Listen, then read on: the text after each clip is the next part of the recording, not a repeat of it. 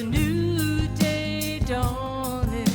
The time is at hand where the glory of the Lord will be revealed to every man. Open the door. Open the door. Open the door. And let the King of Glory in. Open the door. Open the door. Open the door. And let the King of Glory in. Open up the door starts right now, so fling wide you heavenly gates, prepare the way of the risen Lord. The Apostle John was on the island of Patmos. He was in prison for the testimony of Jesus Christ, and he heard a sound behind him. He said, behold, I looked, there was a door standing open in heaven, and heard a voice which was like a trumpet speaking with me, saying, come up here. I want to show you some things that you need to see, things that must take place. That's what we need, my friends. We get a heavenly perspective. The things that are going on in the world around us, the things that the Word of God foretells would come to pass, those things which must take place, those things which are taking place even now. That is what this broadcast is all about, discussing the issues of the day, discerning times in which we live, from a biblical perspective and worldview. Good day, everybody. Andy White here. What you're about to hear is the fusion of heart, mind, and soul. I want to welcome everybody from all across the fruited plain and all around the spherical globe. Thanks for tuning in to this week's edition of Open Up the Doors. I am streaming live, of course, over on my Open Up the Doors Facebook page over on Facebook.com/FaithFM91.7, Facebook.com/FaithFM91.7. If you want to join in over the conversation over there, please do so. Drop me some emoji thumbs up. Let me know you're watching. Get the algorithms flowing. Let me know where you are watching from. I would appreciate that so very much. If you're outside of the Faith FM broadcast area, the best way to listen to Faith FM is to download the free app. We have it both for the Android platforms and the Apple platforms. Of course we do. Just look up Faith FM in Sag Harbor, and you'll be able to listen to great Christian programming 24/7 all across the fruited plain. It's a great resource to have, unless you have a radio and you're in the area. And either way, you can still listen to the app anyway. Amen. Anyway, so you know what? Oh, let me give you the phone number before I get into stuff. I got, obviously, needless to be said, I got a full plate. But the phone number, if you'd like to call in the 11 o'clock hour, is 631-725-2069. 631-725-2069. And I would love to hear from you, especially if you've never called in before. I'd like to open it up for first-time callers today. If you are a first-time listener, you can be a first-time caller on the same day. What a bonus that would be, right? Okay, anyway. 631-725-2069 if you'd like to be part of the broadcast today. This is going to be very hard to stay on track. This is going to easily be a 2-hour dissertation on everything that's going on, including your phone calls in the second hour. It's going to be so hard to stay on course because there's so many threads that I can pull on in what's been going on, as you all well know. What was that?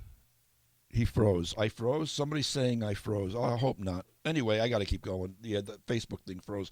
Oh, well, I don't know why. That's usually a Wi-Fi thing. But either way, listen to it on the app.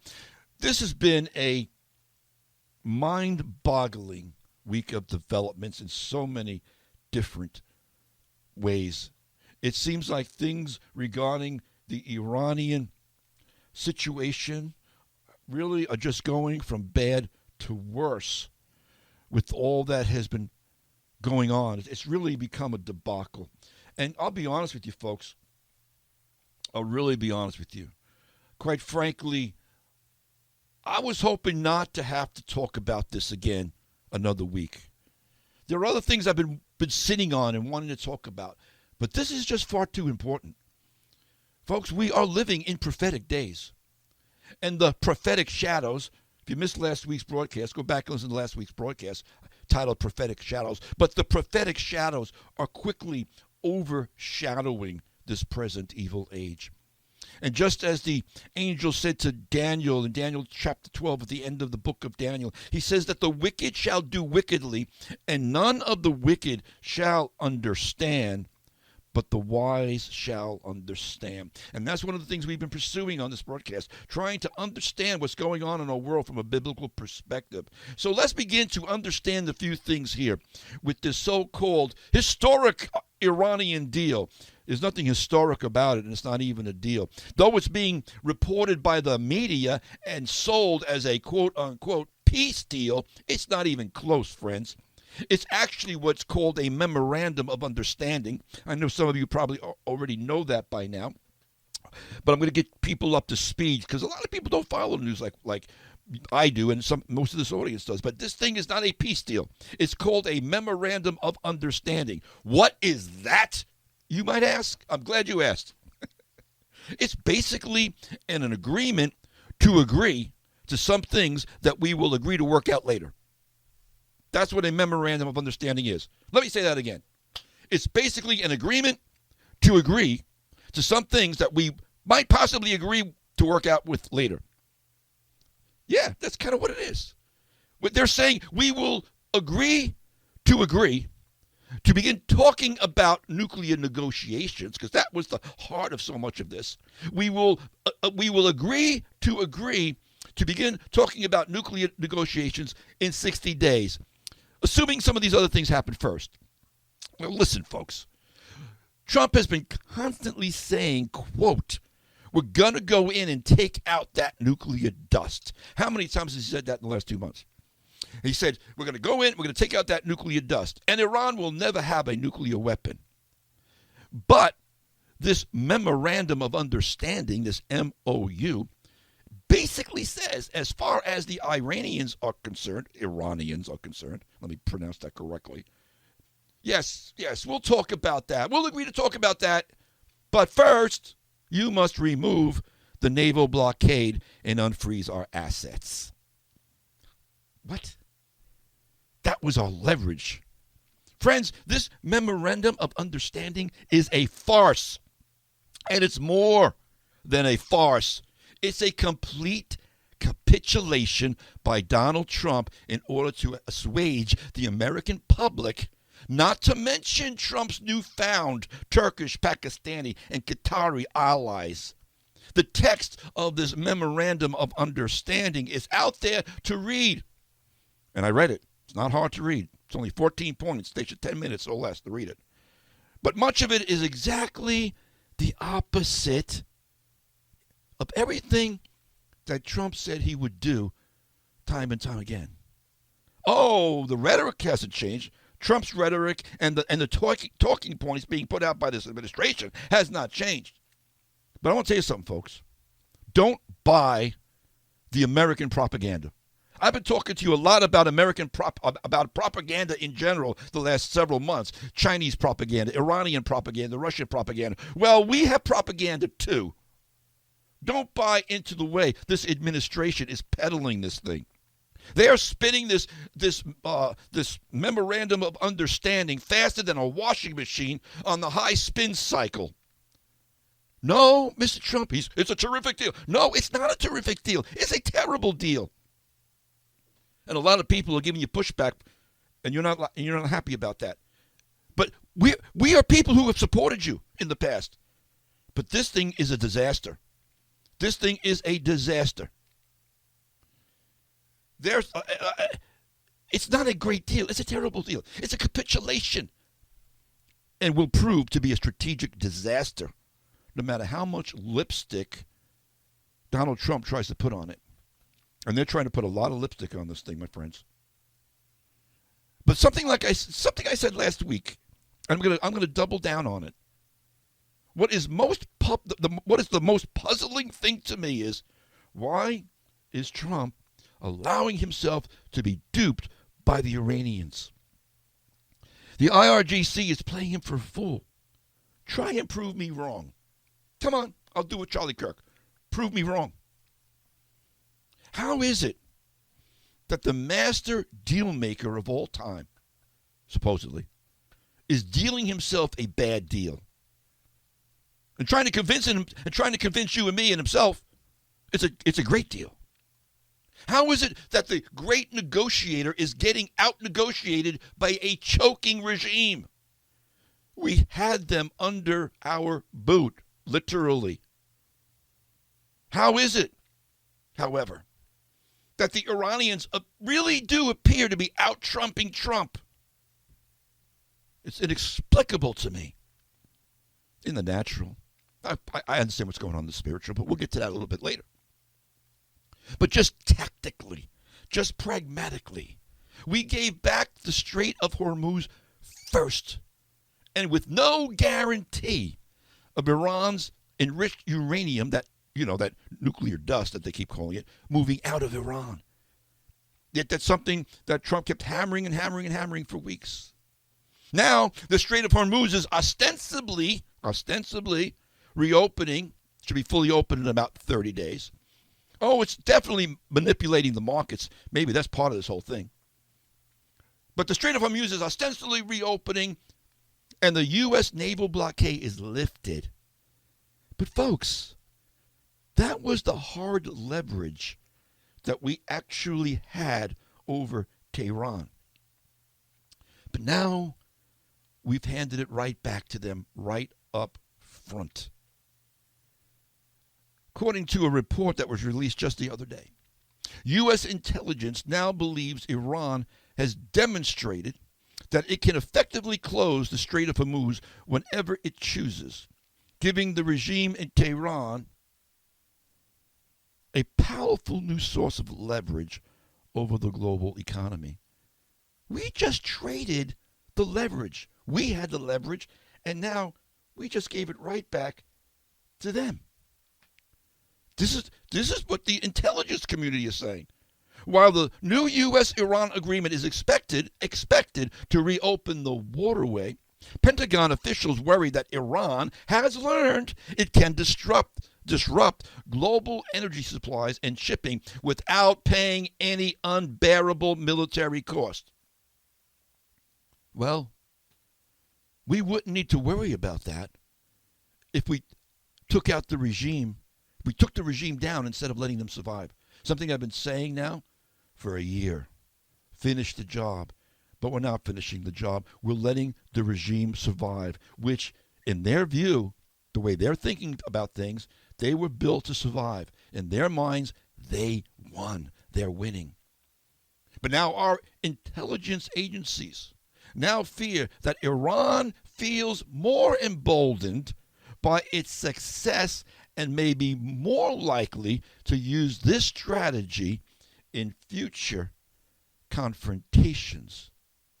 You think? Again, it's inexplicable to me. And I do see from, I'm going to take a little side thing here. I do see from watching people over on Facebook that the Facebook stream seems to be freezing up. It's got to be a Wi-Fi issue. I can't control that. I'm sorry about that. But listen, I keep saying it's inexplicable to me. And like I said, it is in the natural. This Iranian campaign, which really started last June, a year ago, with Operation Midnight Hammer. This Iranian campaign started out so strongly and so positively, with the U.S. and Israel taking out their nuclear facilities and taking out all their top leadership and the Ayatollah, and with Trump telling the Iranian people that help was on the way. Imagine being an Iranian civilian last February after suffering a nationwide massacre that saw over 40,000 people murdered in the streets of Tehran and around Iran proper. More people disappeared into prisons. That 40,000 figure is really kind of low. But then feeling the hopefulness and excitement when the leader of the free world tells you help is on the way. That's what Donald Trump said multiple times, giving hope to the Iranian people, giving hope to the Persians, giving hope that they would get their country back. Only to find out now, 3 months later, that he seems to have forgotten about helping you. And now thinks that your murderous leadership has now somehow become more rational. We've heard Trump in the last couple of weeks saying they've become more rational. Article 2 of this 14-point MOU states, listen to this. This is Article 2 out of 14. Article 2 commits, this is in the MOU, quote, commits both sides, Iran and United States, as though Iran's going to, adhere to this, but this is what it says. But listen to this. We told the Iranian people, help is on the way. But now we're telling them in this memorandum of understanding, quote, that we are going to refrain from interfering in each other's eternal affairs. We've capitulated to the IRGC. This is the wording that they put in there because it's the regime's attempt to make Washington sign away support for the Iranian people. Article 1 says that they're going to end the war, quote, on all fronts, including Lebanon. Language Tehran has already reading as a demand that Israel stop striking Hezbollah and withdraw. Israel's never signed onto this thing. Israel's not a signatory for it. In fact, this administration kept it away from Netanyahu and the Israelis to read until it's been released now. We're supposed to be allies with Netanyahu and Israel, and we are, but we're not even letting them in on this agreement, and now we're telling them they've got to withdraw from Lebanon. This should not even be linked to this thing whatsoever. I'm telling you, folks, this is alarming. No matter how this administration, no matter how many people like Jesse Waters, who I like, and Sean Hannity, who I like, but those guys, they are Trump sycophants, and they won't say anything negative about Trump. I support our president, but I do not support this, and I'm going to tell you the truth. When Trump does good, I give him the kudos. When Trump does bad, I'm not going to sit there and read out his talking points. This is called integrity. This is called integrity in broadcasting. Trump has inexplicably fallen prey to the quintessential snatching of defeat from the jaws of victory.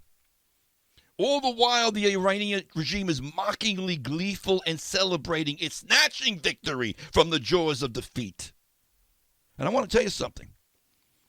In Israel, practically overnight, Trump has turned from being a superhero to practically being a supervillain, as far as many Israelis are feeling right now. To them, it's utterly perplexing to see how Trump has snatched defeat from the jaws of victory.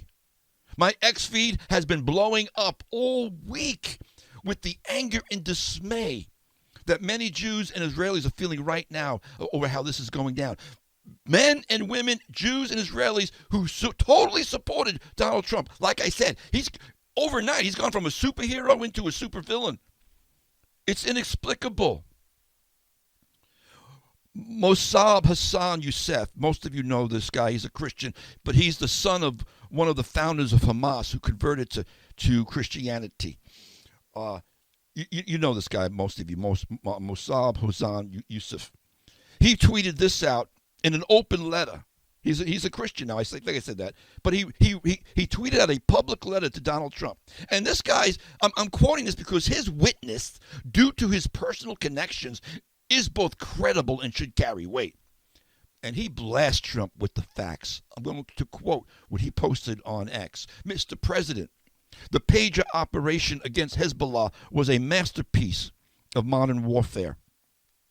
Israel also executed a brilliant 12-day operation against Iran that left the regime in shock, its top generals assassinated, and the Ayatollahs held by the throat. And I'll add, we took the Ayatollahs out. He goes on, Mr. President, yet every time, this is true, folks, every time Israel had momentum, whether in Gaza, Lebanon, or against Iran, you personally intervened and stopped them at the worst possible moment.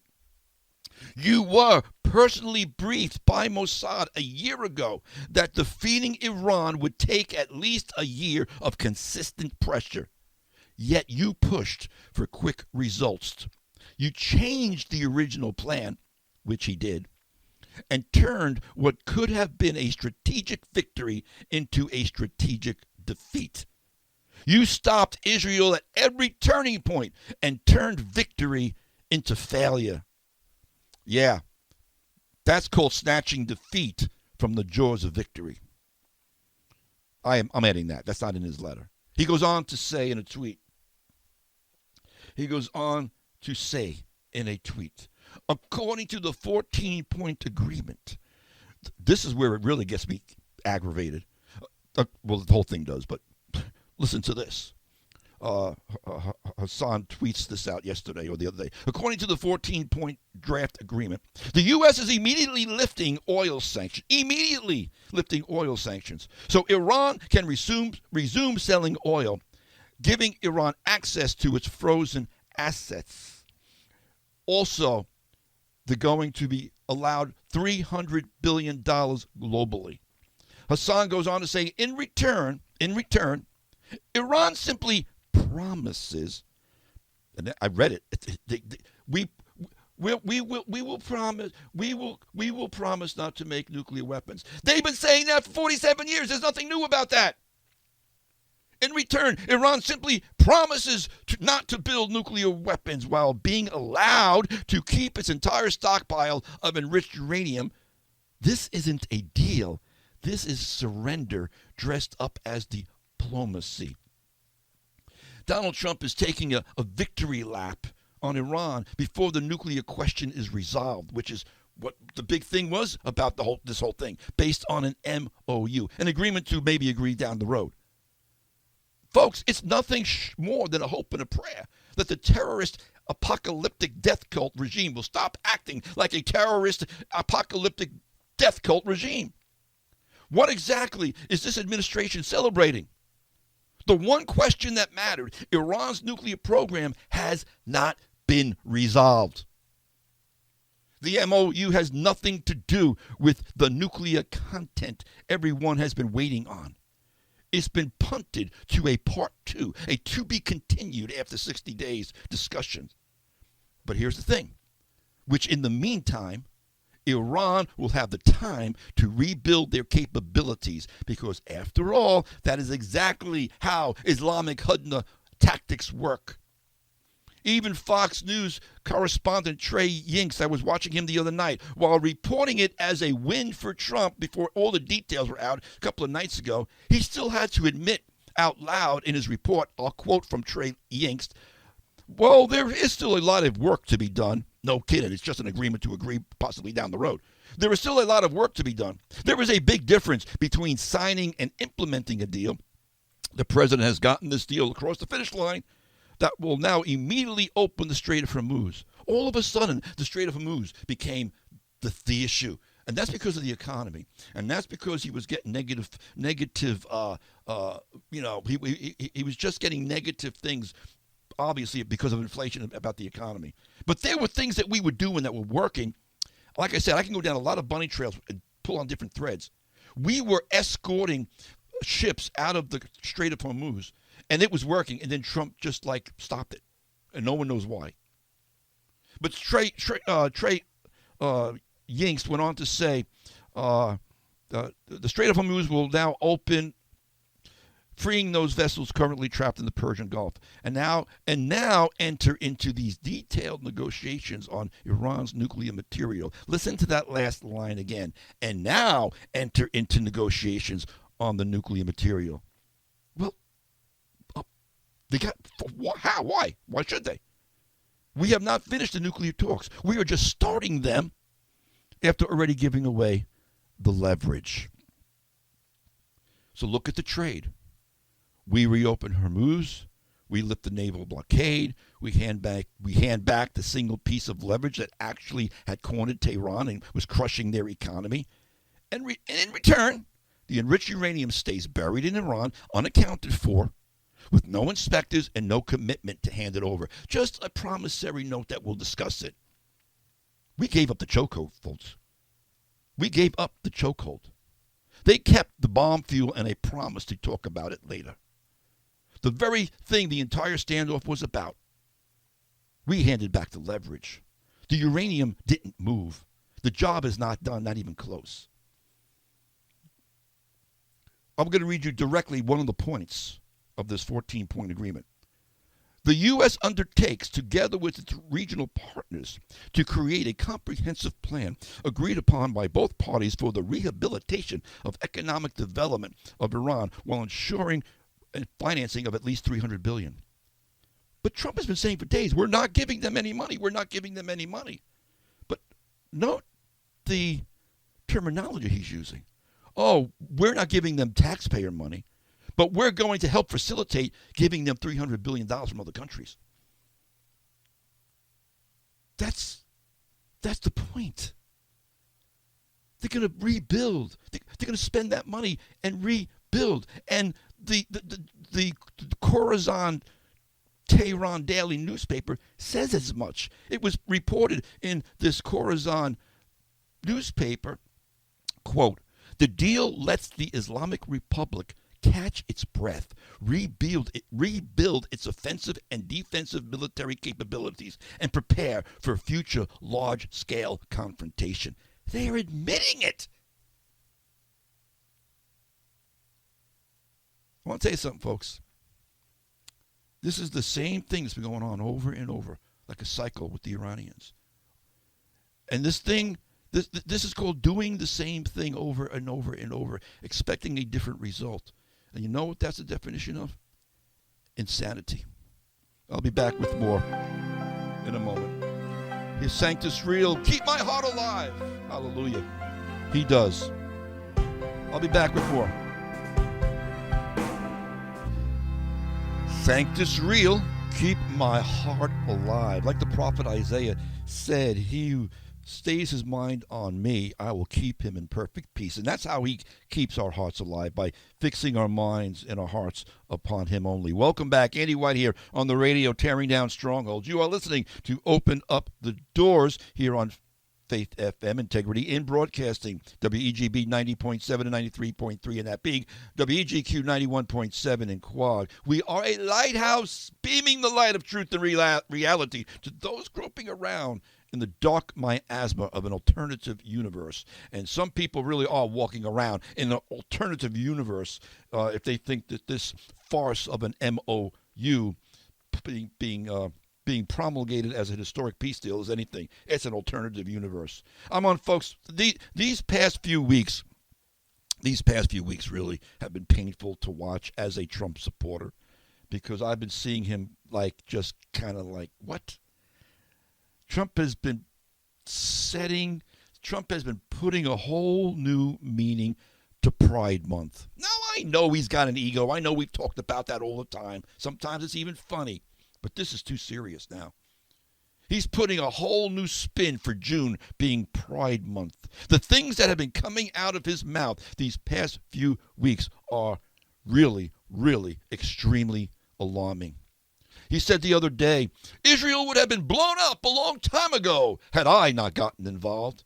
Then he said, without me, there would be no Israel. Full stop. What? Without me, there would be no Israel? Really? Well, number one, just tactically speaking, Israel has won every one of their wars since 1948 alone, and in supernatural fashion. Go back and read the history of Israel's Independence Day, when all the Arab nations came in. Read how they won miraculously during the Yom Kippur War or the War of 1967. I mean, really? No, Mr. Trump. Again, I say this in love, but I'm going to speak the truth in love. God is Israel's deliverer, Mr. Trump, not you.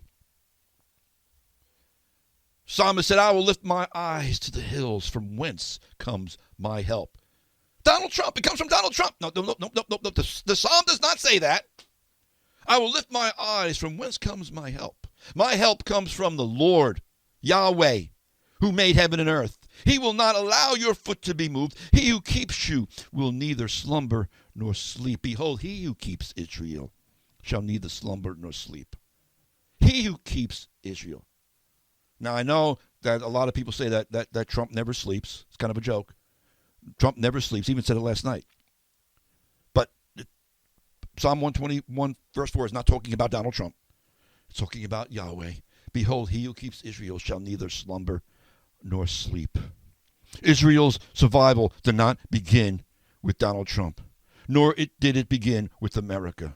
Israel survived Egypt, Assyria, Babylon, Persia, Greece, Rome, the Islamic caliphates, the Crusades, centuries of exile, the Holocaust, and repeated attempts by neighboring nations to destroy it. Why has it survived? Because it's about God's covenant with Israel. But that's for a whole nother subject, which I've talked about numerous times.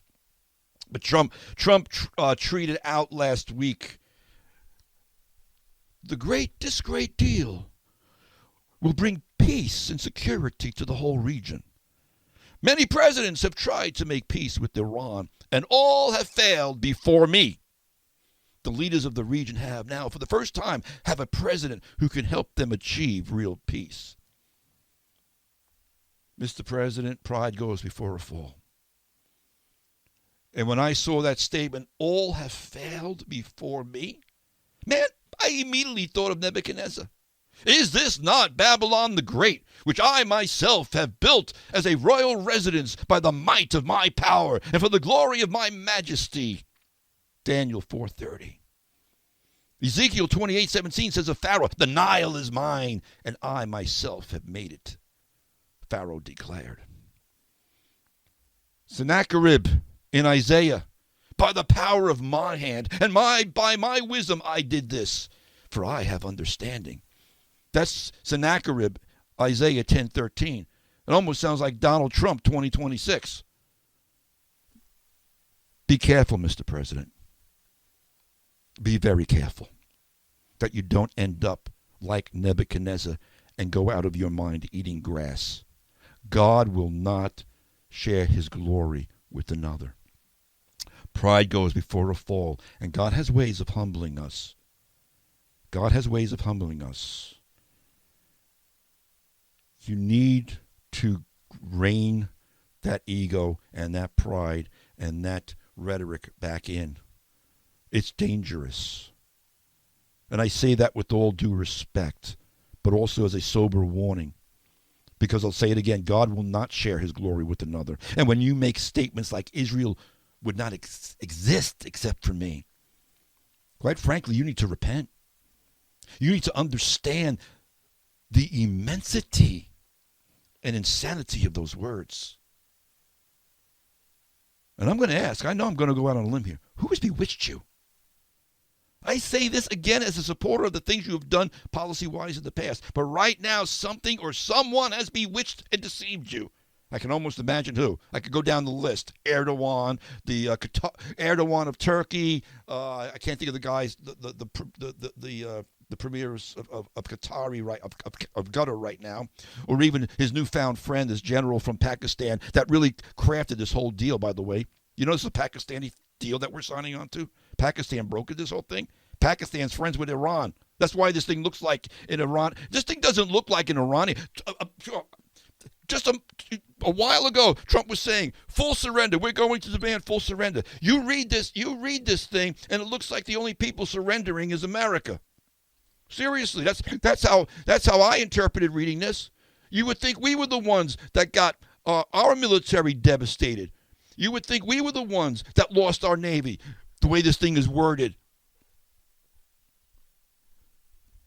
Who has bewitched you? And now you're trying to pawn it off on the American people by spinning it. You've been saying that you've been negotiating with a more rational group of people. But exactly how has this regime changed? The regime remains. They are still rounding up and executing young people who are dissenting the regime as I speak. And in fact, one of the points, as I shared in the last block, one of the points in this MOU is our agreement to stay out of their internal affairs. That's a blatant attempt to undermine any support for any insurgency. Somebody wrote on the Facebook news feed here that his Iranian friends are feeling abandoned. Well, Jimmy, they are being abandoned. I hate saying this. a more rational group of people, Mr. President. The ideology remains. The IRGC remains. And we can all see that they are not rolling over. We are the ones who have capitulated. Don't be deceived. The Iranian regime has not and will not change its ideology. And therein lies the problem. As nearly half a century of evil behavior has demonstrated, and their own religious and political leaders have stated time and time and time again. But for some inexplicable reason, you blinked and capitulated instead of utterly obliterating them. And yes, we know, brothers and sisters, that God's got things under control from an eternal perspective. And we know that he knew what was going to happen before it happened. But we don't know those things. So from our perspective, it's a bit inexplicable. But we do know this is spiritual warfare. And like I shared last week about prophetic shadows, the prophetic shadows are beginning to overshadow our world. Nevertheless, speaking from a human perspective, it's an amazing thing to watch. It's an amazing thing to watch how Donald Trump has snatched defeat from the jaws of victory. And I have to ask the question, somewhat rhetorically, but not so much rhetorically, are we now, right now, in the process of betraying Israel? After betraying the Kurdish people in Syria twice, this administration has now betrayed the Iranian people. After starting strong in his bold pro-Israel policy, now the fishes are beginning to show in an alarming way that there's some kind of distance between President Trump and the Israeli government. At first we were saying, it's a good cop, bad cop kind of a thing. At first we were saying it's a psyop. It's not looking that way anymore. Meanwhile, Turkish President Erdogan and Syrian President al-Shara, Jihadi Jalani that I call him, are praised as friends and great leaders. The Islamist Qatari Emirate receives special status as a strategic ally. Donald Trump and his administration is being bought, my friends. They're being bought by the Qataris. I've been saying this for a long time. Now, I've been preaching for decades, literally decades. I've been preaching for decades that the day America abandons Israel, the day America stabs Israel in the back, is the day that the handwriting is on the wall for America. I preached that during the Obama years. I preached it during the Biden years. And it still stands now during the Trump years. You don't mess with the apple of God's eyes. You don't divide God's lands. You don't claim sovereignty over God's people. If it wasn't for me, Israel wouldn't exist. What? No, my friends, it's not a nationalistic thing. It's not a racial thing. It's a covenant thing between God and his people. This is what the scripture declares emphatically throughout the prophets. Now, you can reject them and dismiss them if you want, but it'll be to your own hurt. And this U.S. administration seems to be suggesting that the Jewish state of Israel live as a dhimmi surrounded by an Islamic caliphate. But Israel will do nothing of the sort. But however, in divine reciprocity, the U.S. and the West will know what dhimmitude is. We've already seen the process begin. Europe is already falling to Sharia law and an Islam wave, because this is what judgment looks like.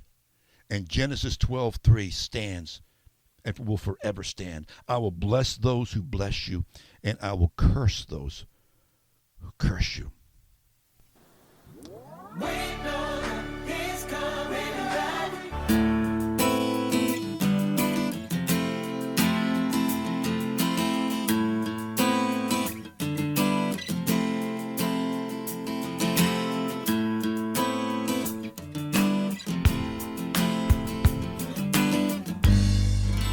The fusion of heart, mind, and soul. This is Open Up the Doors with Danny White here. Faith FM, WEGB 90.7. 93.3 in that peak, WEGQ 91.7 in Quad. The first hour of this broadcast re-airs today at 3 p.m. Thursday, and also will re-air this first hour on Saturday at 1 p.m. You can also find me on my video platforms, both YouTube and Rumble. Just look up Andy White, Open Up the Doors, and you'll find me there. Please subscribe to those YouTube and Rumble platforms. I would appreciate it so much. Give some thumbs up on them. Let those get those algorithms going, and please comment on them. It just helps so much when you comment on them, when you share them around from those platforms. You can also find me on X if you're on the X platform at AJ White 777. I'm on Truth Social just under AJ White, and I have a group page on Truth Social, Open Up the Doors, as well if you're over there. Want to give a little plug here, a heads up for, we've got the 4th of July weekend coming up in a couple of weeks, and you need to. Why don't you kick off your 4th of July weekend in a great way? If you happen to live here on the east end of Long Island, we'll be showing the movie A Great Awakening on Friday night, July 3rd, over at Church of the Harvest, 572 Raina Avenue in Riverhead. The movie starts at 7, and the best part is it's free admission for A Great Awakening. And I have not seen the movie yet myself, but so many people told me it was really, really good. What a great way to start out the 250th anniversary of our nation. So again, Church of the Harvest, 572 Raina Avenue in Riverhead, 7 p.m., July 3rd, 2026. Free admission. Again, the call-in phone number is 631-725-2069. 631-725-2069. I will take your phone calls after the break in the second hour. I got a few minutes here, so I'm going to wrap up this first hour with a little bit of a bow and some closing thoughts. But I'm going to bring this into the second hour because I haven't even begun to scratch the surface of everything that's going on. But no matter what's going on, and we do know what's going on, the countdown, the prophetic foreshadowings, as I've been calling them, the prophetic shadows are overwhelming the earth, my friends. And the countdown to Daniel's 70th week is progressing. Christians have been debating for almost 10 years now over whether God is using Donald Trump or not. I've always felt that debate is somewhat misdirected and misses the point, misses the larger point, because God uses all leaders for his purposes. The question isn't whether God is using Trump, but rather what is God using him for? And it's becoming, to me, in my opinion, it's becoming more and more apparent that God seems to be using Trump as his tool and instrument to bring about the eschatological geopolitical alliances that we see spoken about in the prophetic scriptures. Now, of course, Trump doesn't know that. He doesn't understand that.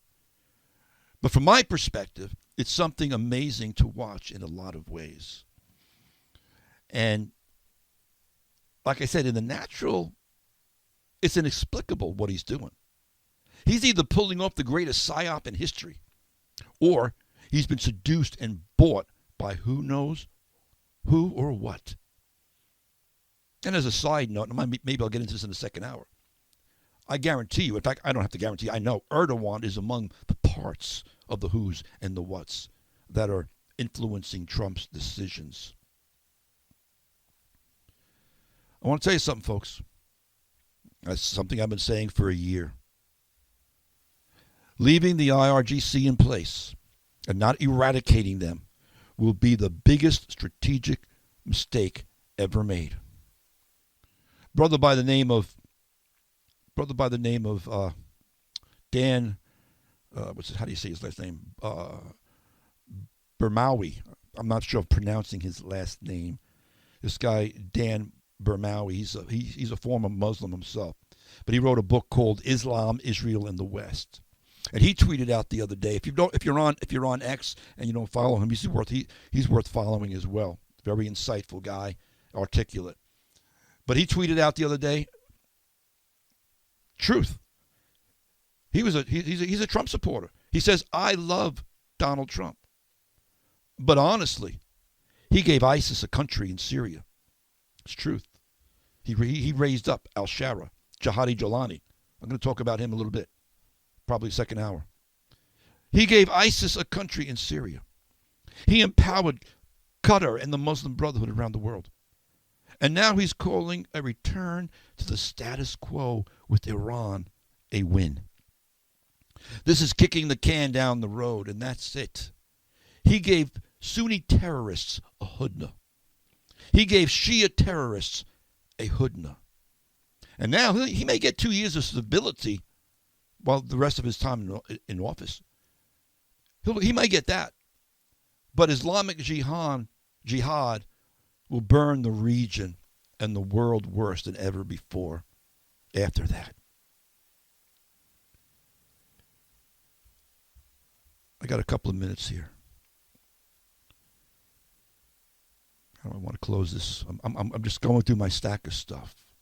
Speaking of Jolani, the other day Trump criticized Israel's military operation, saying that Israel's fighting Hezbollah too long. Too many people are being killed. On the world stage, he says this at the G7 in front. He went on to suggest, and I listened to it. I listened to that press briefing. It was painful. He went on to suggest that Israel's approach was excessive, which is exactly what the world has been saying, which is baloney. He said, you don't have to knock down an apartment house every time you're looking for somebody. Well, they're not doing that. They're targeting terrorists who live in those apartment buildings. And he knows that. He knows that. Why is he saying these things? To help to feed the Erdogans of the world and the pro-Palestinians of the world. So he goes on, he says, I suggested to Israel to let Syria take care of Hezbollah. That's insane. Literally, folks, you might say he's just throwing that rhetoric out there because it's Trumpism. People are listening to this stuff. Trump admitted, which we've been saying for some time now, Trump admitted that he put Jolani in Syria, and Jolani should be the one sorting out Hezbollah out in Lebanon and not Israel. He said this of Jolani, the man that is running Syria is a man that I put there. Really? He's done an amazing job at pulling it all together. He's not a Boy Scout. No, he's not a Boy Scout. He's a former Al-Qaeda guy. And they've been slaughtering Kurds. They've been slaughtering Yazidis and Druze. And then you stupidly say, he's been doing everything I've asked him to. Have you asked him to kill the Christians? Have you asked him to kill the Jews? The Druze? Really?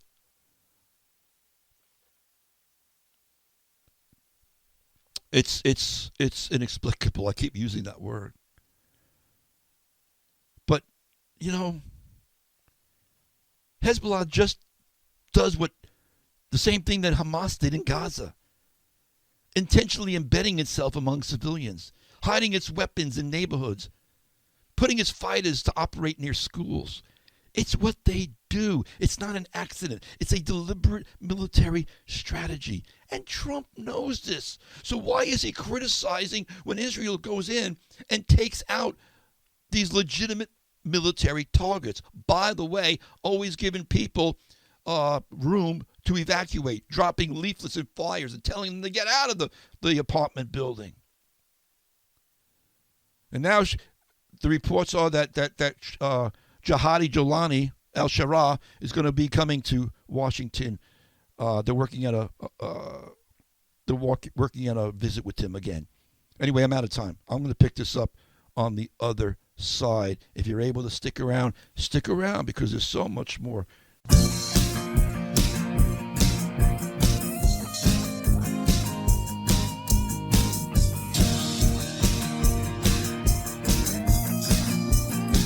Greetings and salutations. We are back for the second hour of Open Up the Doors, the fusion of heart, mind, and soul here on Faith FM.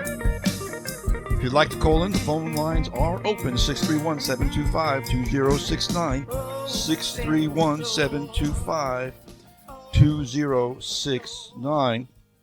I would love to hear your thoughts regarding this memorandum of understanding that no one is understanding, except maybe the Iranians. I'm going to tell you something else too, my friends. The Chinese and the Russians are understanding it. They are watching this. Trump is capitulating, as I said. If you missed the first hour and you're just joining us for the second hour, you're going to have to go back and catch that replay at 3 o'clock today or when we upload it to my YouTube and Rumble channels. But I've been going through some of the, barely scratching the surface of the ramifications of this memorandum of understanding. And the bottom line is this, folks: when you read it,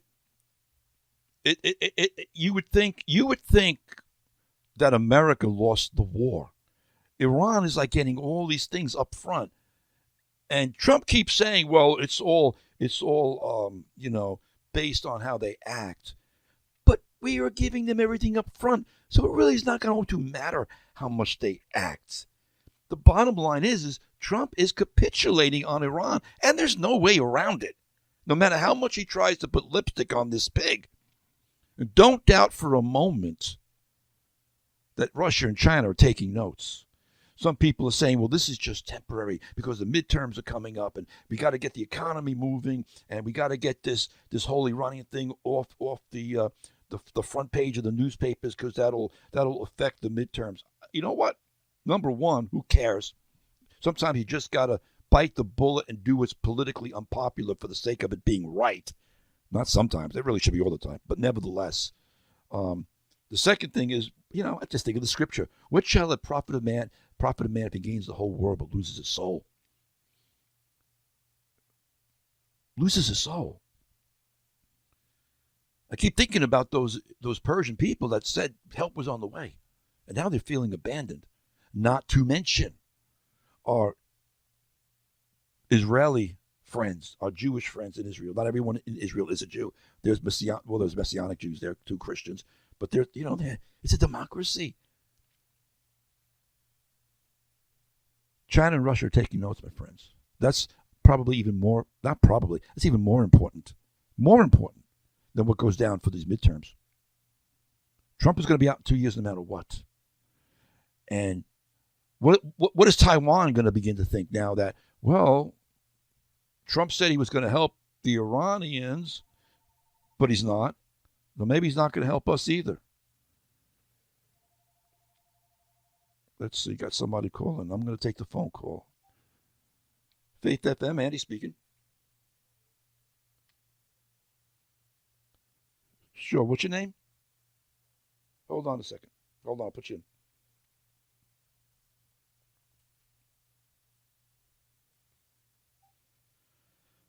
Hello, Mario, are you there? Yes, sir. Good morning. Hey, thanks for calling in. What's on your heart? Oh, turn the radio down in the background.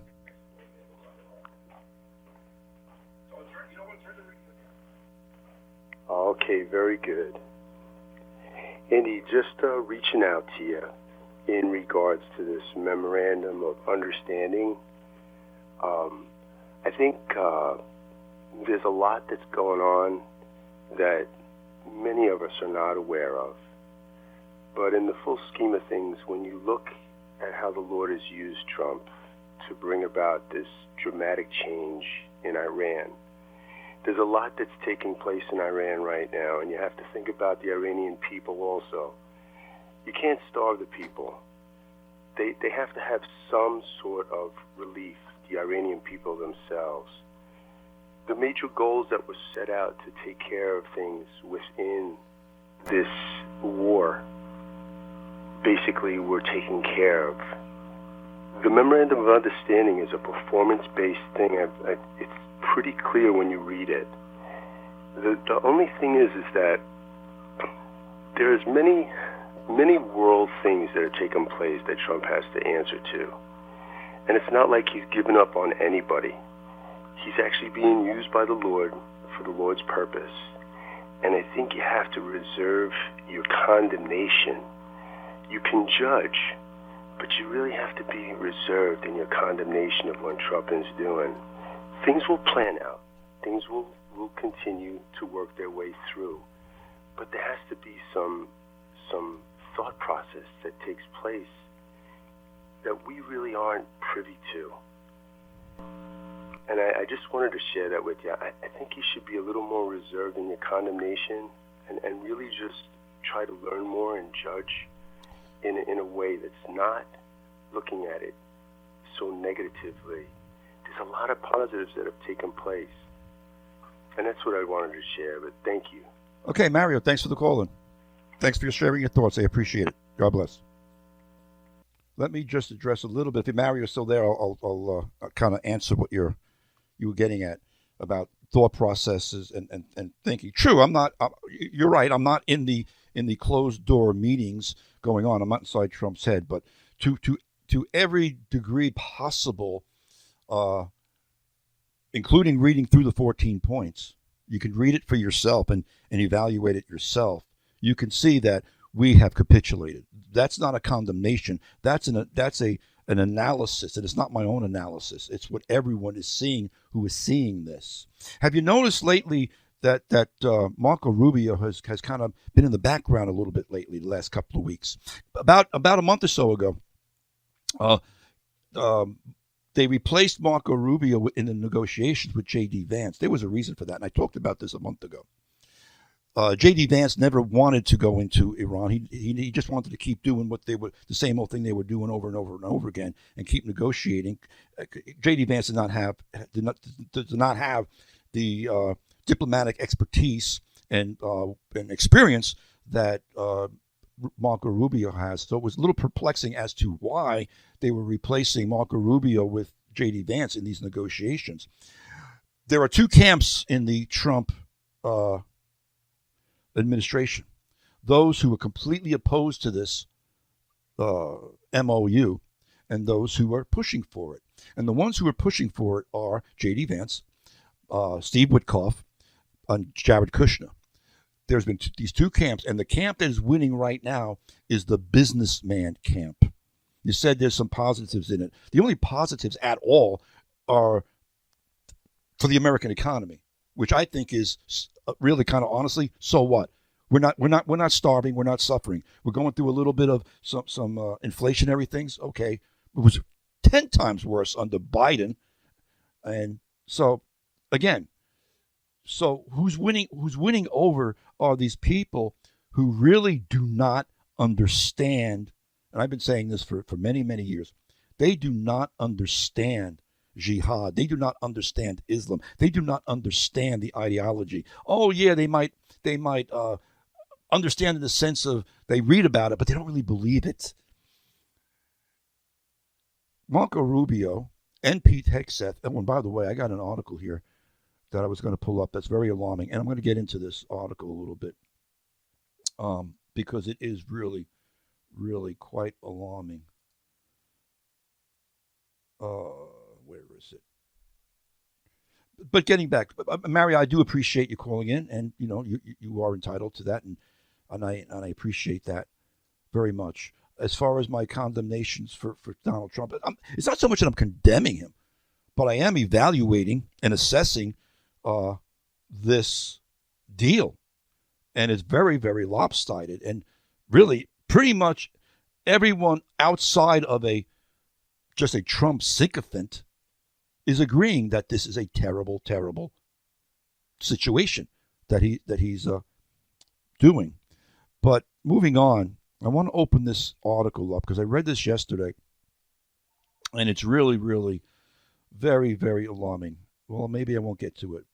Got somebody else calling in here. Hold on. Faith FM, Andy speaking. Hold on, Bob. I'll put you in. I don't have to screen you. I know who you are. Hold on. All right, Bob. We got Bob from Riverhead on.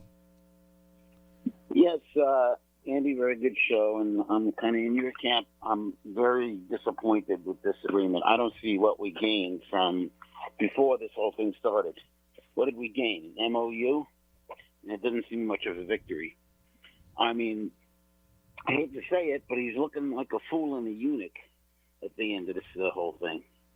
Now, help is on the way, and no weapons are ever delivered to the people. Don't get that one. The no new program. Bob, let me interject that so I don't lose track, because that was a very important point. Earlier in the broadcast, I had talked about how there was a three-pronged plan that was put forth between the Americans and the Israelis. There was the air campaign, the American campaign, the air campaign what Israel was going to do to take out the regime, what we were going to do to take out the infrastructure, and there was a third string that the Israelis were going to, and they did it. They were going to equip the Kurds, the Kurds in Iraq, on the border of Iraq and Iran, and the Kurds were going to be, while we were bombing them and while we were taking out their infrastructure, Israel was going to work with the Kurds to go in to Tehran, and Trump shot that down. Well, Trump said the Kurds stole the weapons. But they didn't. Trump said that. I looked into that because somebody brought that up last week. Trump is saying that. I looked into it. There is no evidence of that. It's just something that he is saying. And I think he's, personally, I don't know. I don't know everything. But no one's come up with any corroborating evidence of what of that statement. There's no verification that's what they were doing. But what is out there, what is totally out there, is that Erdogan pressured Trump to not send the Kurds in. And I talked about this a little bit last week. So because somebody else brought that up last week about the Kurds. I said, be careful with that because I'm hearing other things. And I did follow up on that, by the way. This is something that is completely unverified, that Trump is simply saying happened. But what really did happen is that, like I said, he has betrayed the Kurds twice in his administration. He did it in his first term, and he did it now in the second term when he put Giuliani back into Syria, and Giuliani started slaughtering the Kurds again. The Kurds are Erdogan's mortal enemies. So I find it. What's the word I want to use? The Kurds had a raw deal too. I think it was under Obama when they were supposed to get a part of the country and they were fighting. I can't remember if it was under Trump or under Obama. No, it was under Trump. Trump betrayed them. We were supposed to help them beat back. We had a treaty with them, and when Giuliani, what's that? They were fighting Al-Qaeda for us, I think. Yes, ISIS. They helped us. They helped us defeat ISIS. We had a treaty with the Kurds, and when I don't know if it was the Assad regime or if it was actually Giuliani's militias.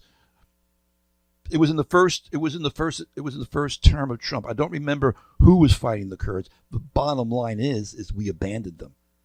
And I said back at that time, this is going back now, I guess almost 6-7 years ago. I said at that time, we had a treaty with them. God is not going to take lightly that when you make a vow, even in the Bible, we see where Joshua made a treaty with the Gibeon. I think it was the Gibeonites. He wasn't supposed to. They tricked him into making a vow. God said to Joshua, do not go into any treaties with this. And the men of Jabai, I believe it was, came and surreptitiously, I can't even get that word out. They came looking like a bunch of ragtags. Yeah, and they entered into a treaty that they weren't supposed to.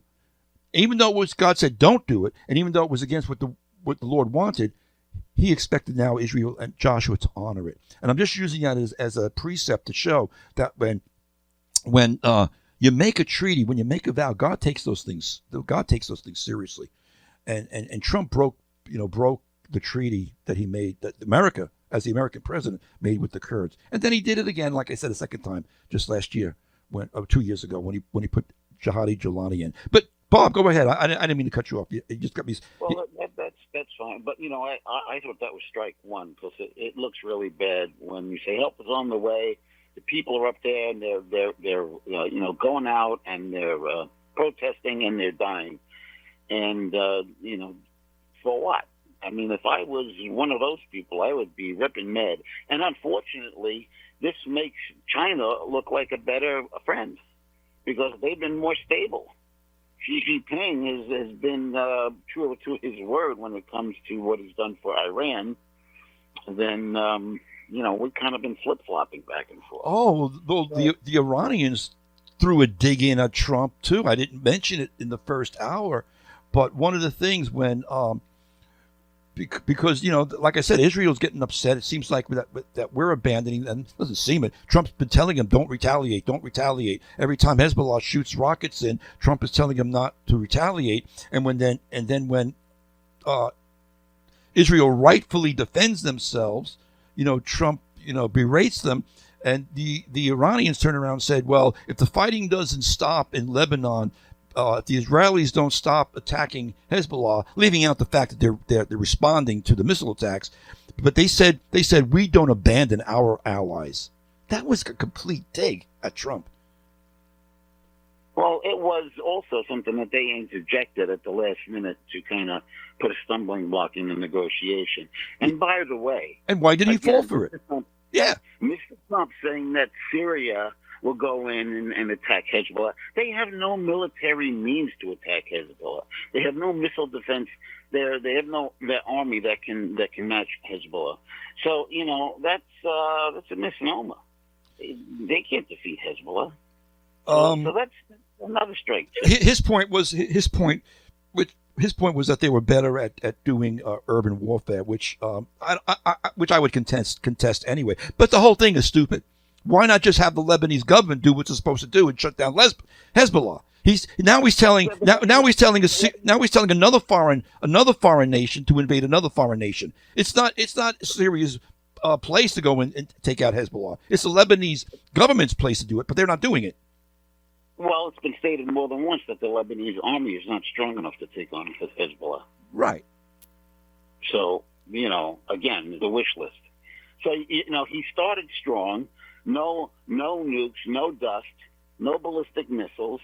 And now all I keep hearing about, well, they won't have any nukes. Well, the only way you're going to be able to ensure that there's no nukes is by having the inspectors go in and do verification. Heck, they could start making these, enriching this stuff in underground labs that nobody knows anything about.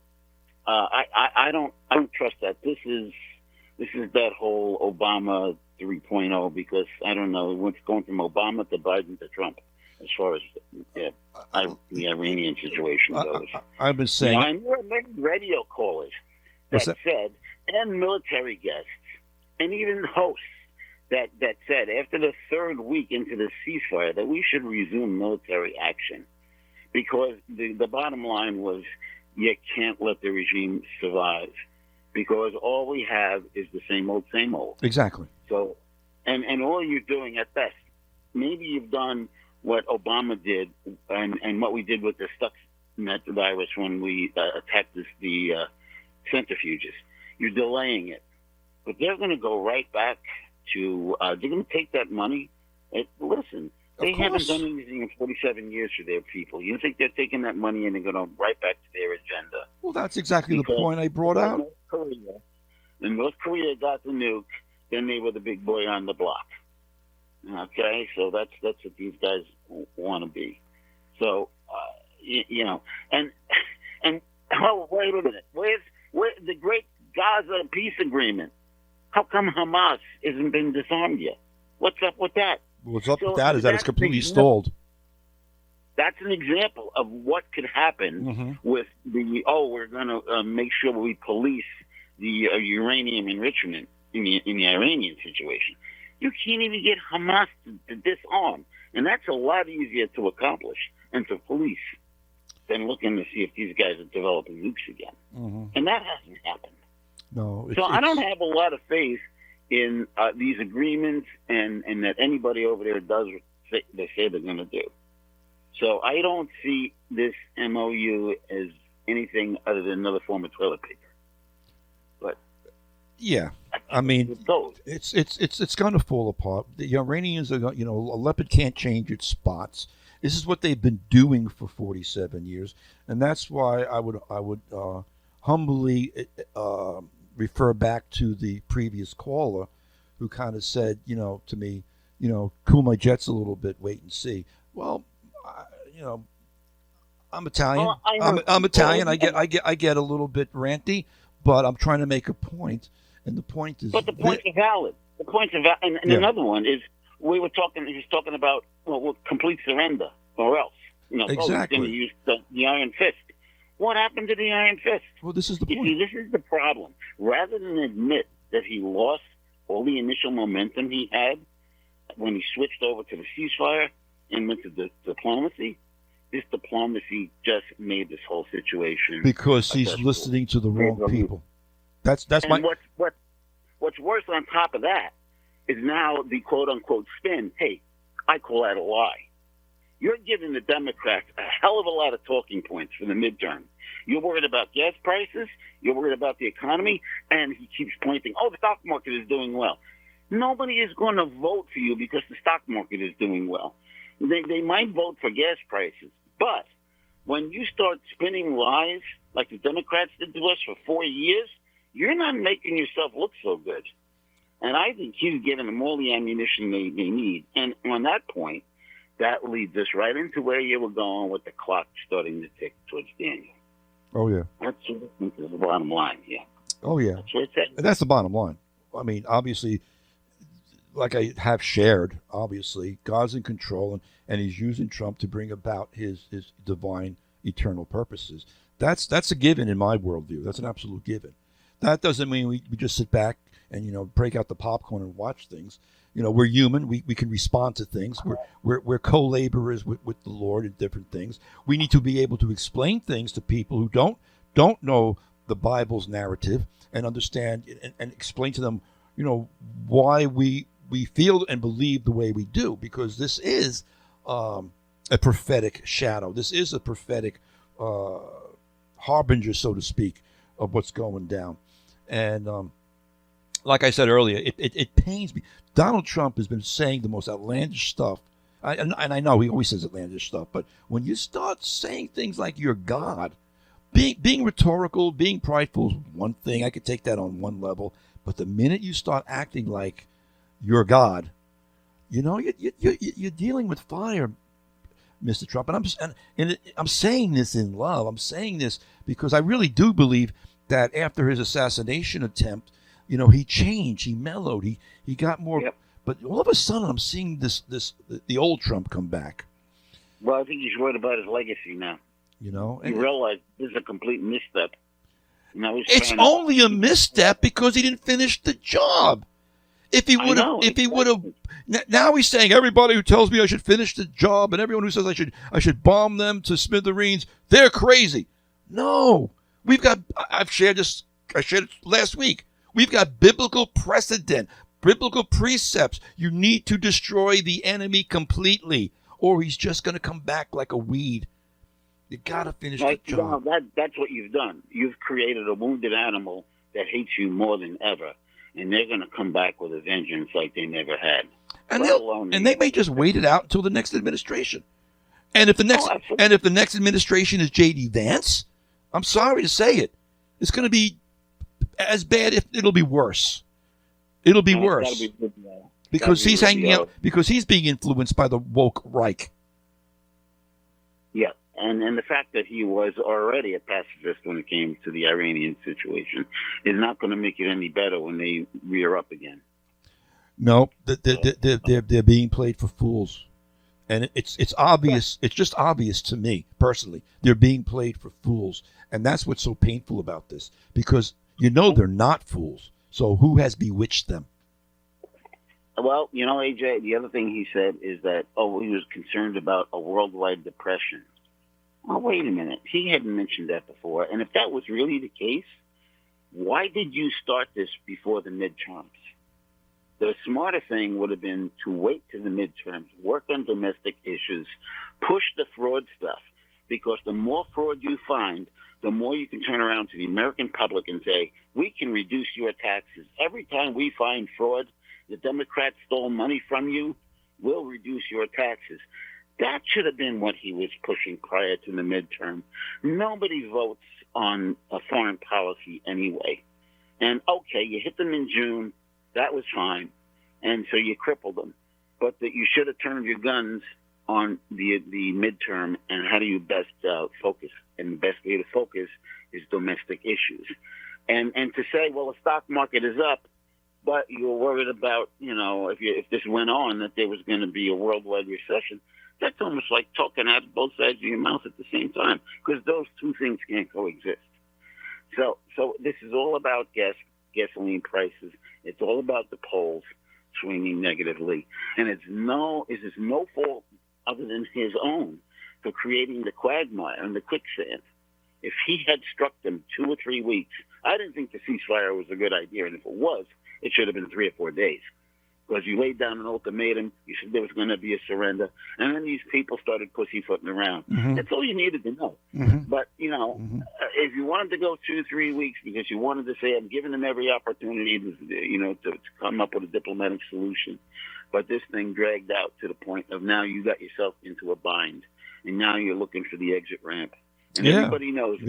Everybody knows it. Yeah. And now to lie to us by spinning it, now you're making it even worse. You should have just come clean. It's just like when you sin, repent, right? You don't go and cover it up and try to run away. You're just making yourself look worse. Well, I'm sorry. I hope that this administration would create a bit of a reprieve for this country and a chance to regain our footing. And it looked like it was going that way. Yeah, I agree. I'm not so sure now. But God, unless he does repent, unless things do turn around, and Mario was definitely right about one thing. We got to wait and see.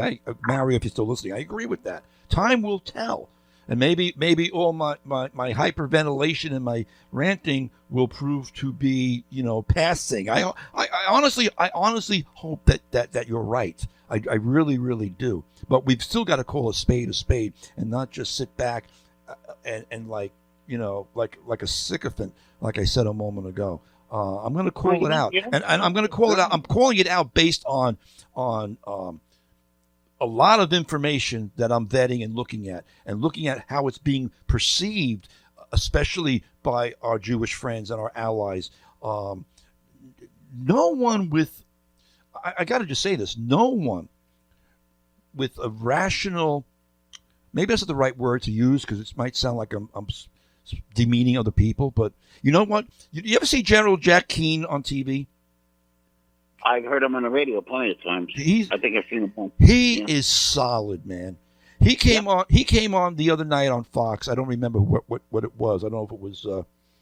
I don't remember whose show it was on, but all these other generals were like, "Oh, this is the greatest thing," and all the Fox News generals that come on, they're consultants, and they're all like, kind of like. In a lot of ways, they were like, Ahab's prophets. Yeah, Ahab, go into battle. You're going to win. You're going to win. You're going to win. 400 prophets came and told him that he was going to win. And then, what was his name? Well, King was definitely an advocate for starting kinetic action again. And that's going back at least 5 weeks ago. But the one prophet comes and says, no, you're going to die in battle, This one guy. And this is what Jack Keane was like the other night. He came on and he started saying that this is crazy. This is what we needed to do. This is what Trump should have done. And he was very, very, very humble, giving us direct, but he was very direct. Like, this is crazy. And I looked at my wife. I said, this guy, Jack Keane, this guy's the real deal. He's pro-Trump. He supports Trump, but he's saying, this is dumb. And he was the only guy calling it out. And I really appreciated that. I'm saying, what? Again, what happens, AJ, is what did we gain by this engagement? So it does give the Democrats, and I hate to say this, because I've been for the president and I've been behind his policy because it's the only guy that was taking the bull by the horns and taking affirmative action. He wasn't being wishy-washy about his choices. And that was great to see because that was leadership. And now this is anything but. And the Democrats, with their traction about, this is a war of choice, and they're going to splash this. They're going to say, well, what did we gain? And now, and I think you even mentioned it, the Straits of Hormuz have been evidenced as another mechanism that they weren't using before. So I don't know that they're not smarter and stronger and politically more savvy than they were before the war started. That's why you had to finish the deal. Well, now, yeah. Well, that's now you got the wounded animal. I read that. I read that Pentagon report in the first block. I think it was that our intelligence agencies are saying that's exactly what's happening now with the Iranians. That they are. with a cane, for crying out loud. They are more emboldened. They are wiser. They're seeing that they can get away with like I said, they're out trumping Trump. Bob, I got to go. All right, bud. Thanks for calling in. Thanks for your show. Thanks for doing this topic, because it's something that needs to be said. I know. Thanks. I appreciate it. God bless. God bless. I'm going to go to a break, but I want to answer somebody that's questioned something that I could tell by the question. They probably didn't hear they haven't heard some of the things I've said in the past. Somebody asked a question on the Facebook stream. What exactly do you mean by finish the job? Annihilation of all the people? Of course I don't mean that. I have missed something earlier. Yes, yeah, you did. If you didn't listen to last week's broadcast, go back and listen to last week's broadcast. When I say finish the job, we're talking about the regime. Trump had said we were going to send help to help the people. We want to take this regime down, take them out, so that the people could rise up and take back their country. There were plans to help arm the regime, not the regime. There were plans to help the Iranian people and to arm them, and they got thwarted, as I said a moment ago. And it seems like it was Trump that thwarted that phase of this plan. When we talk about finishing the job, Paula, on Facebook, we're talking about finishing the job of taking out this regime, and obviously not annihilating the people. We want to help the people, but we're not going to help the people by leaving this regime intact and in place. This regime killed over 40,000. Some figures are up to 60,000 of their own people. They're still rounding up dissidents and murdering young athletes who come home from these world, like Olympic events and stuff, because they spoke out against the regime. When we say finish the job, just to be clear, we're talking about wiping out not the Iranian people, the regime. The apocalyptic Shia death cult needs to be wiped out. And you got Reza Pahlavi on the sidelines waiting to be ushered back in to create a democratic Republic of Iran. And he's been waiting on the sidelines. And everyone thought like 2-3 months ago that we were ready to bring him in, take out the regime, take out the IRGC. When we talk about obliterating the regime, when we talk about annihilating the regime, we're talking about the IRGC, those who are in control of Iran right now, who are it's an apocalyptic death cult. That's all I could say. And so I hope that answers your question, Paula, there on Facebook. I'm going to take a break, and I will be back. Just a couple of radio spots here. I'm going to take the song out and hopefully get some more phone calls, and we'll just do some of these clips here for the radio show.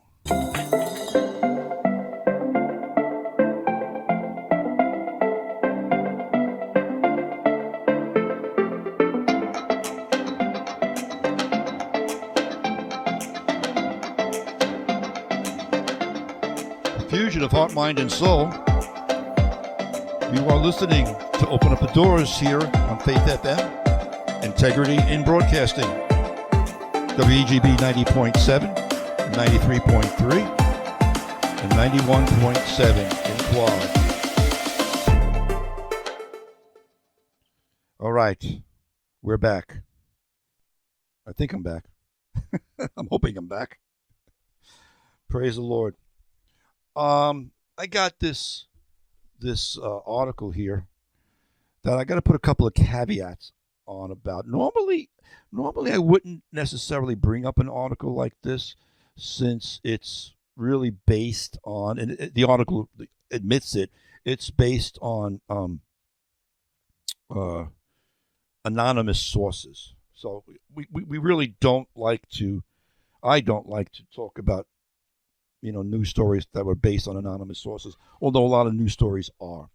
But this was such an alarming report that I hope it's not true. I'm going to state it up front as part of my caveat that I hope this isn't true. So then you're saying, well, why are you going to share it? Well, because it's out there, and it's something that's being said.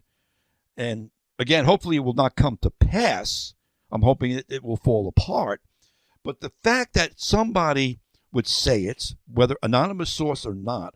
The fact that it would even be contemplated is very concerning to me. I mentioned to Bob, the previous caller, or I think it was Bob, there are two camps in the Trump administration right now. Those who completely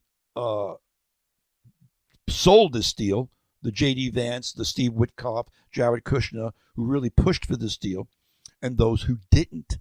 Among those who didn't, because quite frankly, they're more experienced and smarter diplomatically, are Marco Rubio and Pete Hegseth. Especially, and Pete Hegseth is doing a tremendous job. Anyway, this article is in an Israeli newspaper called Israel Hayom. It's a daily newspaper in Israel, and I read it a lot. I read a lot of different Israeli papers, as well as Yeni Shafak from Turkey, which I got something here that I probably won't have time to get to. That was just a real piece of garbage. But anyway, this report from Israel Hayom the other day, when this came out 2 days ago. The headline is this: Trump weighs purge of Iran deal opponents in his administration. When I saw that, I was like, what? I'm just going to read from the Israeli newspaper here. The U.S. president is considering firing senior officials who opposed the nuclear agreement with Iran. Among them, War Secretary Pete Hegseth and CIA Director John Ratcliffe. Stop right there. That's insane. Both of these guys have been doing great jobs, and Trump knows it. So again, I'm saying this, I'm hoping this report isn't true.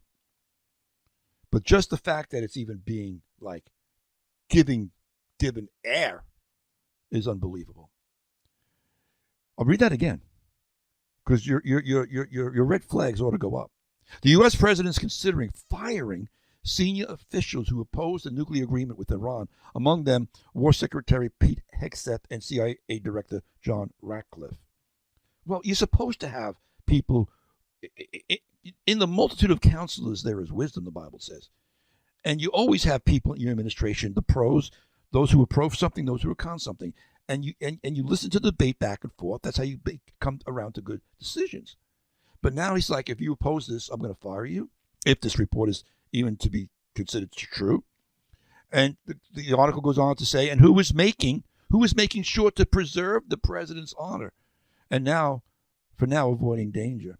U.S. President Donald Trump is considering dismissing a series of senior administration officials who opposed the agreement with Iran, including War Secretary Pete Hegseth and CIA Director John Ratcliffe, U.S. sources told Israel Hayom. The debate, now this is the quote from some anonymous source. This is in quotation marks. The debate has been settled.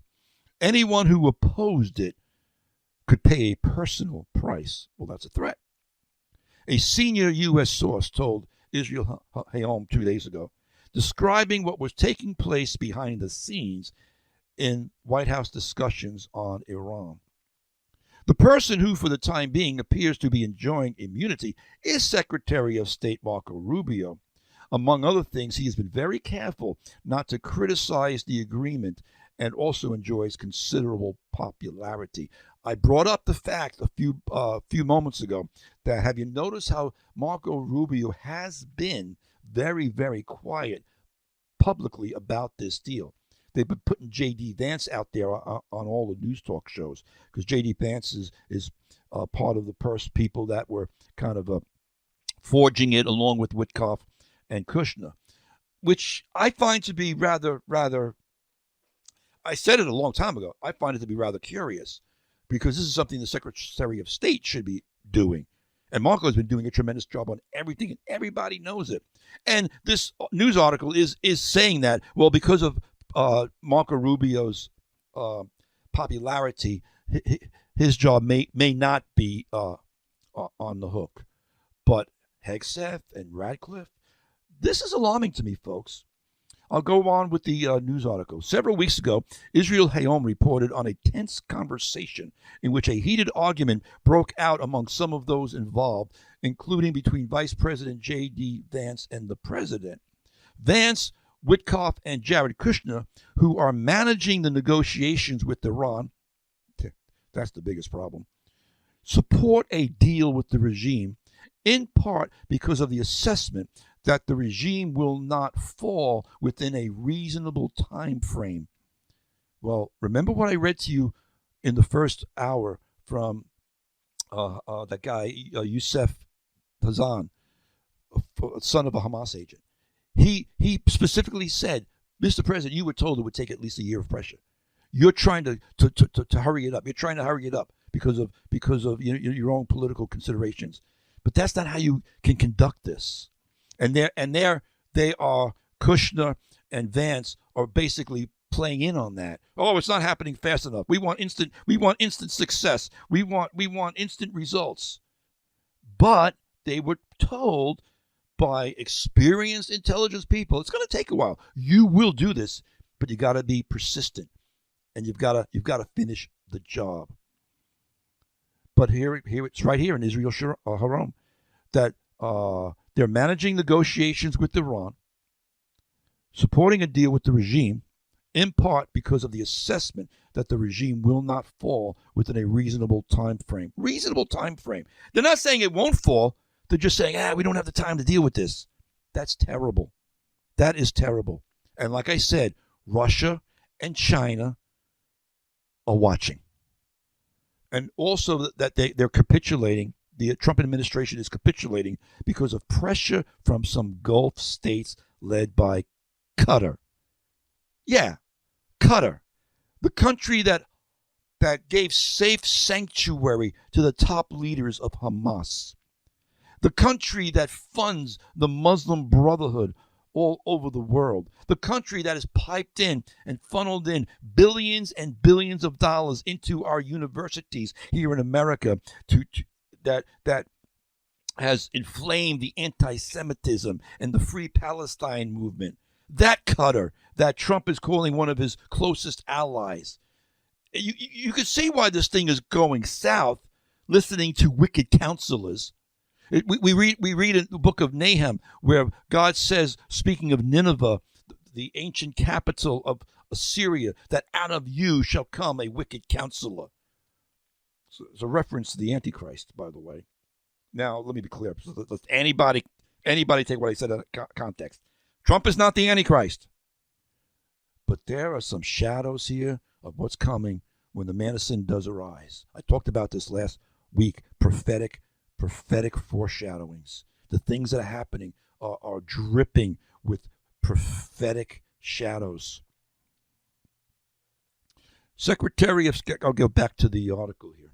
Secretary of State Marco Rubio and War Secretary Pete Hegseth, with the help of several senior officials at the Pentagon and State Department, presented an assessment that the Iranian regime was dying because of economic pressure. Yes, we had the naval blockade on them, and the intensifying and that intensifying that pressure was the right way to secure its surrender or ultimately its collapse. They were 100% correct. Marco Rubio, Secretary of War Pete Hegseth, they were 100,000%. Trump should have listened to them. Instead of listening to them, he's listening to the businessmen who are trying to create business dealings with Qatar, and Jared Kushner is trying to build up, the Mar-a-Lago in the Gaza Strip there. These guys are not thinking rationally. They're thinking business-like. You might say, well, they're business people. They make good business decisions. Good business decisions are not good moral decisions very many times, my friends. Selah. Getting back to the article. Last week, a pointed conversation was held in which the decision was made, and the U.S. president made a final decision to move forward with the Memorandum of Understanding. In other words, the J.D. Vance Witkoff trio won the day. A demand by Treasury Secretary Scott Bessent not to lift the sanctions. So maybe he's one of the guys on the chopping block too, maybe, because we're lifting the sanctions. But Scott Bessent was against that, since reinstating them would be extremely difficult. But they changed the terms slightly to assuage Scott Bessent's concerns. And the sanctions are expected to be lifted, at least in part, after the opening of the Strait of Hormuz, meaning without any meaningful Iranian concession. And this is the part that I really want to keep hammering home from an earlier caller, Mario called earlier, saying that we don't know. But we do know now. We do know what the 14-point memorandum of understanding is saying. You can read it. It's there. So certain things we do know. And we're making all these concessions. And yes, they're being portrayed as performance-oriented, but they're getting things before they're even performed. The ultimate discussions about the nuclear dust and the nuclear program, those things to be addressed. We agreed to reach an agreement at some point in the future, but they're getting the leverage removed now, and they're just going to buy time. They're just buying time. That's all they're doing. It's what they've done for 47 years. I'll go back to the article here in this Israeli newspaper. The president accepted the position, obviously, of his two envoys and his deputy on the Israeli issue as well. Although Vice President Vance stated in a White House briefing that Israel's right to defend itself would be preserved, well, whoop-de-doo, of course it would be. You can't take that. They're going to defend themselves, folks. They will defend themselves. And I guarantee you, I can practically guarantee you, in a matter of hours or days, you're going to see Hezbollah firing missiles into Israel. And when Israel responds, everyone's going to blame Israel for breaking the agreement, even though they're not a signatory to the agreement, even though this agreement was made without them, even though we're saying they have the right to defend themselves. The moment they go to defend themselves, they will be pilloried by Donald Trump. How do I know that? Because he's already done it half a dozen times.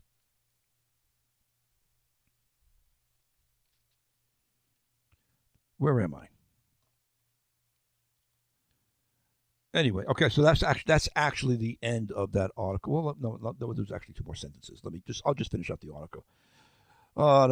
Secretary of State Marco Rubio and War Secretary Pete Hegseth, with the help of several senior administrations, presented an assessment that the Iranian regime. Oh, no, I already read that. Hold on, wait a minute. I want to get to the end of this article. The president accepted the position of his two envoys. That would be Witkoff and his son-in-law Jared Kushner. Yeah, they're not conflicted in their opinions. This page keeps flipping out. J.D. Vance said that Israel would keep their right to defend themselves against any attacks from Hezbollah during the strike in Iran last week as well. J.D. Vance demanded that the president stop Netanyahu and accused the prime minister of deliberately trying to torpedo the emerging agreement. What? The vice president demanded of the president to stop Netanyahu. This isn't good. I'm sorry. I mean, I know these discussions go on. Now, remember, it was reported by the Jerusalem Post. I believe it was it was reported by the Jerusalem Post. I shared this last week. It was reported by the Jerusalem Post last week that it was J.D. Vance who leaked the information about the Kurds being armed and going into Tehran to take down the regime. And it was leaked precisely and specifically so that Erdogan would call up Trump and have him stop it.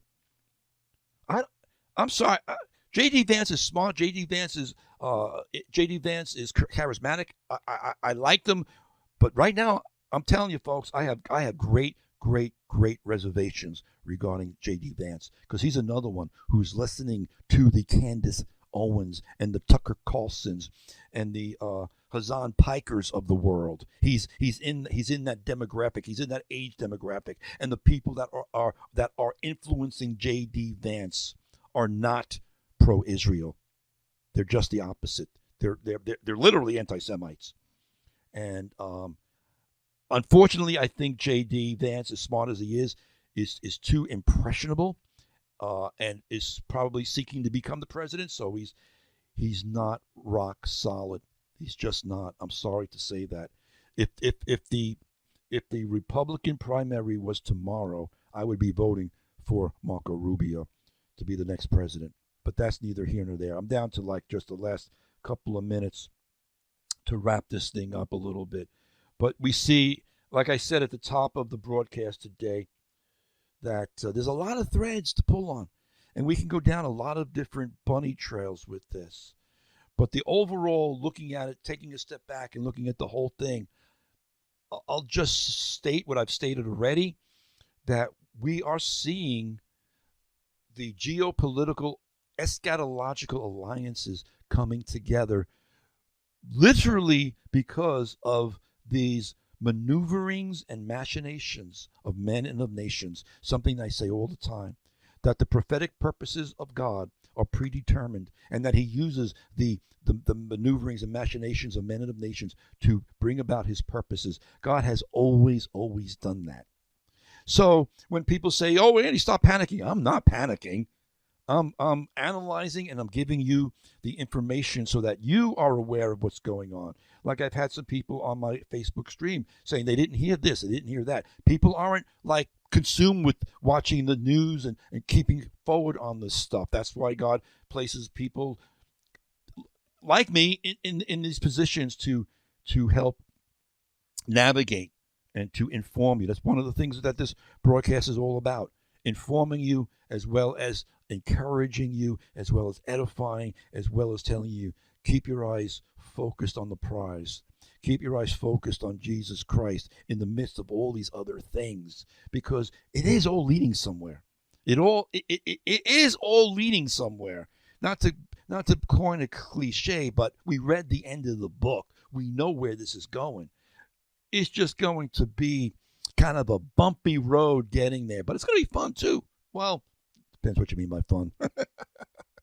It's going to be interesting to watch. Let me put it that way. For such a time as this, I absolutely believe that God has brought so many of us together for such a time as this, to be the masculine, those who are wise and have understanding. Like I said up at the top of the broadcast over 2 hours ago, that Daniel closes the book out with, and the wicked shall continue to act wickedly, and none of the wicked will understand, but the righteous will understand, and they will instruct and lead many to righteousness. On that note, I'm out of time. Thanks for tuning in, and I will be back, Lord willing, next week. In the meantime, keep it right here on Faith FM, and watch, stand fast in the faith, be brave and be strong. Let all that you do be done in love. Keep it right here on Faith FM.